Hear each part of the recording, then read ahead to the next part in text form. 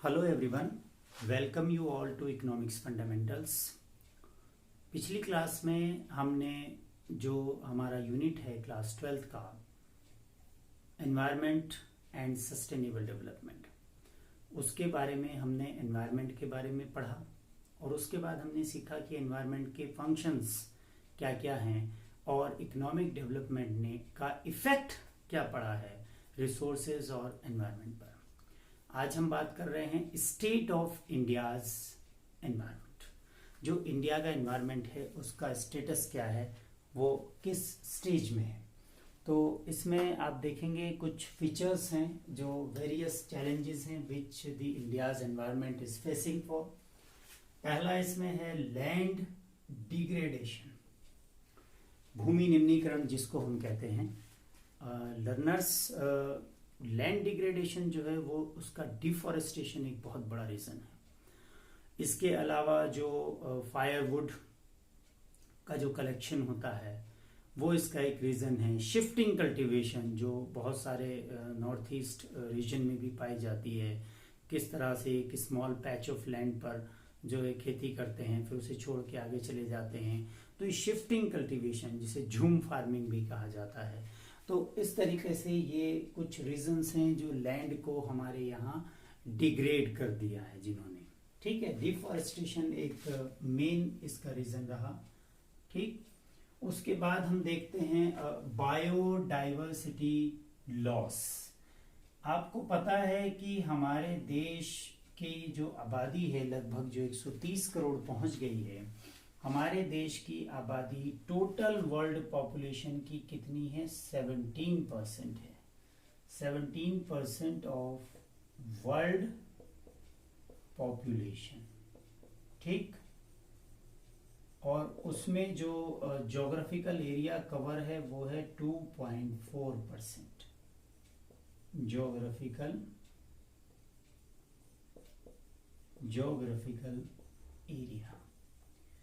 इसी की वजह से जो हमारा पर हेक्टेयर फॉरेस्ट लैंड है वो 0.08 है। ठीक है, पर कैपिटा फॉरेस्ट लैंड कितनी है? इज 0.08 हेक्टेयर, जबकि चाहिए कितनी? रिक्वायर्ड कितनी है? जो बेसिक नीड्स को पूरा करने के लिए जरूरी है वो है 0.47 hectare. Now you can see the difference, कितना कम है। 0.08 ओनली अवेलेबल है, चाहिए कितनी? 0.47, है ना। तो 0.39 कम है, हेक्टेयर कम है। जो पर कैपिटा फॉरेस्ट लैंड है जो रिक्वायर्ड है बेसिक नीड्स को फुलफिल करने के लिए, तो इससे हमारी जो बायोडाइवर्सिटी है उसका लॉस हो रहा है। आप देखते हैं हमारे यहाँ 17% पीपल्स रहते हैं, 20% वर्ल्ड का जो है लाइव स्टॉक है। तो इतनी बड़ी लाइव स्टॉक, इतनी बड़ी पॉपुलेशन को फीड करने के लिए, उसको एब्जॉर्ब करने के लिए हमारे पास लैंड एरिया काफ़ी कम है ना। फिर आप देखेंगे सॉइल इरोजन। जब भी हम सॉइल इरोजन की बात करते हैं इसका मतलब है loss of top layer of the soil. जो सॉइल की सबसे ऊपर की लेयर होती है उसका लॉस, उसी में सारे न्यूट्रिएंट्स होते हैं, सब पोटेशियम, नाइट्रोजन, सब जो नाइट्रेट सब उसी में होता है। ठीक है, तो ये जो टॉप लेयर है ये कैसे लॉस होती है? ये फ्लड से लॉस हो जाती है, ये स्ट्रॉन्ग विंड से लॉस हो सकती है। तो इसकी वजह से गवर्नमेंट ऑफ इंडिया का आंकड़ा है कि 5.8 मिलियन टन से लेकर के 8.4 मिलियन टन तक। ठीक है, आप देखेंगे यहां पर कि 5.8 मिलियन टन से लेकर के 5.8 million tons to 8.4 million tons हर साल जो न्यूट्रिएंट्स हैं वो लॉस हो जाता है। सोचिए कितनी बड़ी अपॉर्चुनिटी कॉस्ट जो है वो हम बेयर करते हैं इसके चलते। फिर air pollution with special reference to vehicular pollution in urban cities. अब एयर पोल्यूशन आपको पता है इंडस्ट्रियलाइजेशन की वजह से हुआ। Industrialization further leads to the urbanization. आप देखेंगे एक डेटा मैं आपको बताता हूं कि 1951 में, इन 1951 there were 3 lakh vehicles, which rose to in 2003 67 crores. Such a huge difference is there. आप दोनों का डिफरेंस देखिए। 1951 में जहां हमारे पास 3 लाख व्हीकल्स थे, वहां 2003 आते आते 67 करोड़ हो गए। और इसमें ज्यादातर जो हैं वो कहाँ कंसंट्रेटेड हैं? अर्बन एरियाज में, अर्बन सिटीज में। तो अर्बन एरियाज में क्या हुआ कि वहां पर इसलिए पॉल्यूटेंट्स भी बढ़ गए। जहां डेंसिटी ऑफ पॉपुलेशन बढ़ेगी वहीं पर पोल्यूशन भी ज्यादा होगा। तो एयर पोल्यूशन जो इंडस्ट्रीज की वजह से था, वो स्पेशल जो है वेहिकुलर जो पोल्यूटेंट्स हैं उनसे और बढ़ गया और सिचुएशन और ज्यादा अलार्मिंग हो गई। चाहे वो एयर पोल्यूशन हो, वाटर पोल्यूशन हो, नॉइस पोल्यूशन हो। इसमें से एयर पोल्यूशन, नॉइस पोल्यूशन सब वेहिकुलर जो हमारे पास जो पोल्यूशन है उसी का पार्ट है। मेजर जो कॉन्स्टिट्यूट करता है, मेजर सिग्निफिकेंट जो उसका पार्ट है वो वहां से भी आ रहा है। तो industries are not only the responsible for that. Industries ने व्हीकल्स बनाए और व्हीकल की बढ़ती हुई मात्रा से जो है ये सारी चीजें फिर हो गई। इसके लिए केंद्र सरकार ने central pollution control board CPCB है ना, इसको बनाया। CPCB stands for central pollution control board. State में जो है उसी तरह से SPCB हो गया, स्टेट पोल्यूशन कंट्रोल बोर्ड। तो CPCB ने 17 इंडस्ट्रीज को जो है आइडेंटिफाई किया, जिसमें लार्ज और मीडियम स्केल इंडस्ट्रीज हैं जो सिग्निफिकेंटली कंट्रीब्यूट कर रही हैं पोल्यूशन में। अब सारी गाइडलाइन तय होती है, सब तरीके अपनाए जाते हैं कि किस तरह से एक इंडस्ट्री को एस्टैब्लिश होना है और कैसे वो शुरू हो सकती है। लेकिन फिर भी सबसे बड़ी बात जो है वो है हमें कॉन्शियस होने की। We as an individual, we have to adopt with a true spirit the guideline which has been issued by the government of India time to time। जो सरकार के द्वारा जारी दिशा निर्देश होते हैं, जो सेंट्रल पोल्यूशन कंट्रोल बोर्ड है या स्टेट पोल्यूशन कंट्रोल बोर्ड है, वो जो दिशा निर्देश जारी करता है उसके हिसाब से जो गाइडलाइन वो तय करते हैं, उसके हिसाब से ही जो उद्योग हैं उनकी स्थापना की जाए।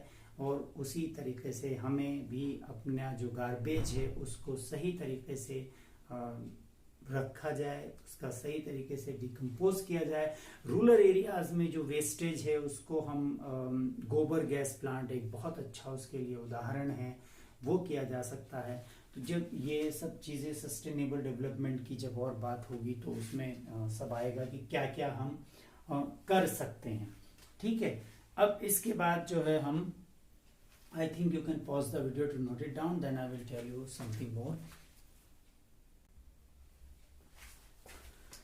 अब सबसे बड़ा सवाल हमारे आगे ये है कि अगर एनवायरनमेंट इतना पोल्यूटेड है, जो इंडियाज स्टेट ऑफ एनवायरनमेंट है विच इज़ नॉट गुड, तो अब उसे कैसे हम इम्प्रूव करें।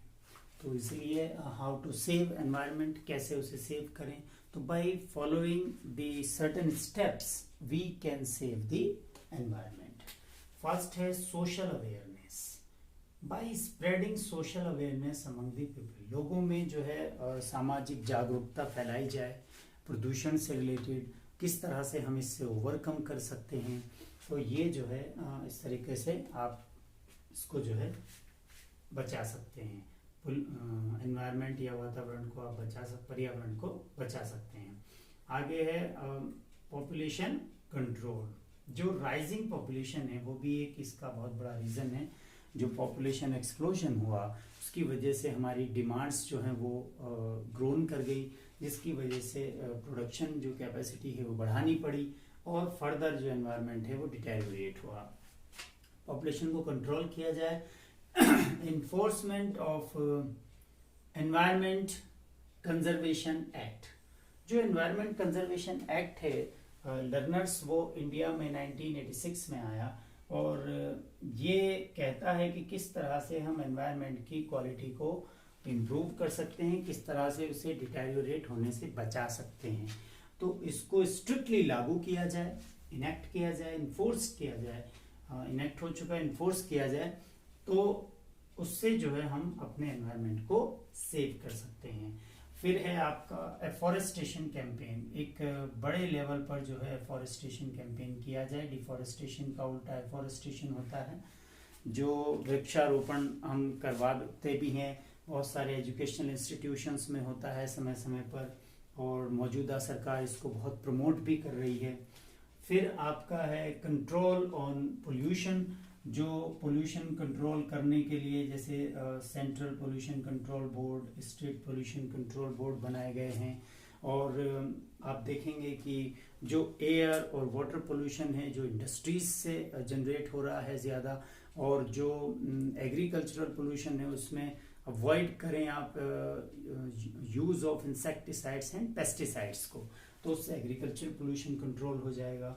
फिर वाटर मैनेजमेंट में क्या है, जो रिवर वाटर है उसे क्लीन रखा जाए, और जो क्लीन या फ्रेश वाटर की जो सप्लाई है वो रूरल एरियाज में भी की जाए।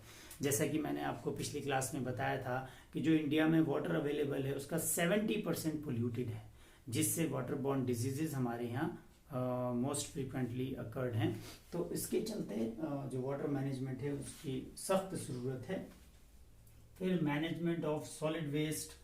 सॉलिड वेस्ट का मैनेजमेंट भी बहुत ज़रूरी है। इसे हम केमिकल प्रोसेस के थ्रू कर सकते हैं, और रूरल एरियाज़ में क्या है, कंपोस्ट किया जाए। जो रूरल गार्बेज है, गोबर गैस प्लांट इसके लिए एक बहुत अच्छा उदाहरण है। फिर इम्प्रूवमेंट इन हाउसिंग। जो हाउसिंग है हमारे जैसे स्लम्स एरिया भी अगर हैं तो उसको भी एक एरी और जो वेल लाइटेड रूम्स में जो है डेवलप कर दिया जाए। We should not give the opportunity to others to call us like slum dogs.